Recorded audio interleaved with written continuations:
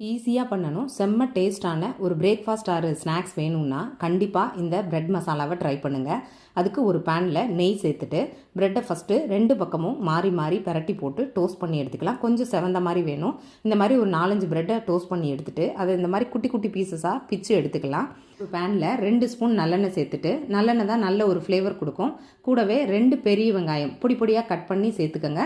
2 பச்சை மிளகாய் உப்பு போட்டு நல்லா வதக்கிட்டு 2 ஸ்பூன் இஞ்சி பூண்டு பேஸ்ட்டும் சேர்த்து அந்த ரா ஃப்ளேவர் போகிறது வரைக்கும் நல்லா வதக்கி விட்டுடுங்க.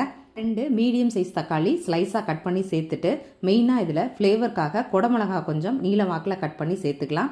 நல்லா இது எல்லாத்தையும் பரட்டி விட்டுட்டு 1 ஸ்பூன் கரம் மசாலா, 1 ஸ்பூன் மஞ்சத்தூள், கொஞ்சமாக சில்லி ஃப்ளேக்ஸ் இல்லைன்னா தனி மிளகாத்தூள் ஆட் பண்ணிக்கோங்க. முட்டையை தனி கரண்டியில் உப்பு போட்டு வறுத்து இதோட சேர்த்துக்கோங்க. கூடவே நம்ம ஃப்ரை பண்ணி வச்ச ப்ரெட்டையும் சேர்த்து நல்லா பரட்டி விட்டுட்டு கொஞ்சமாக கொத்தமல்லி தலை தூவி இறக்குனீங்கன்னா சூப்பரான breakfast ready, snacks ready. Try